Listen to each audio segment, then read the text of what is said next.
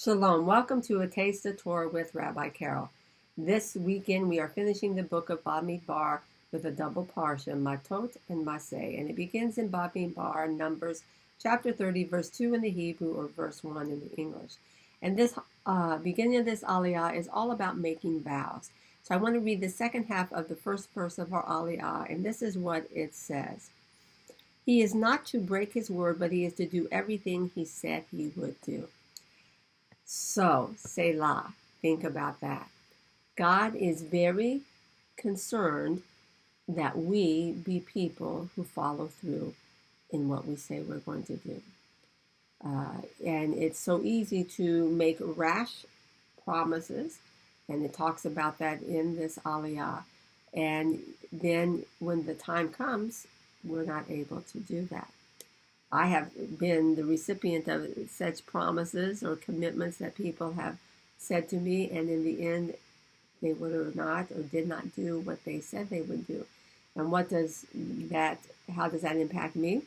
Well, it means that I might have to take on the responsibility that I thought someone was going to do. It could make me shorthanded in a ministry situation.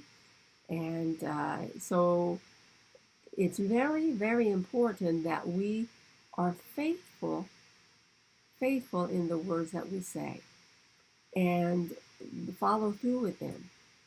And sometimes we can make commitments not just rashly, but out of emotion, and this, I'm going to do this, and think of Kefa, he was so stirred up there at the end of Yeshua's life, and Yeshua was telling him what's going to happen, and you're going to do this, you're going to betray me, and Kefa, I will go to the grave for you, I will die for you. But in the end, he didn't.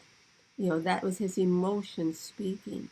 So we need to be careful about the commitments that we make, the words that we speak, and to be sure that we can follow through with that. I'm also thinking of a story we share sometimes in our June Shabbat class when we talk about vows of Hannah. So Hannah made a vow to Adonai that if he would give her a child, she would dedicate that child back to him. And of course, we know that child was Samuel. And it had to be very, very hard for her to keep that word, but she did. And so that's important for you and me to be people who follow through, that when we say we're going to do something, we do it. And when it comes to a congregational life, to be committed to the congregation that God has placed you in. When you say you're going to be a part of that, whether you have official membership or unofficial membership in your congregation, I don't know what it is. We have an official membership. But when you come into membership and you cut covenant with a local congregation, I'll tell you what it says to me as a spiritual leader. It says that you are saying, making a vow, making a promise, making a commitment, however you want to word it, that you are going to be a part of the ministry that God is doing at Beth Emmanuel. That I can count on you, that you're going to be there. You're not going to show up once a month, but you're going to be there. You're going to be committed. You're going to be a part of a ministry team. You're going to give of your time and your effort and your talents into what God is doing in that local congregation that you're a part of. And you're going to be part of building the kingdom through that. So making a vow, making a commitment, speaking a promise, we need to make sure that we are people of integrity and we follow through on those. So we look forward to seeing you in our Shabbat service tomorrow at Beth Emmanuel. If you're here on Long Island, we are located at exit 61 of the Long Island Expressway.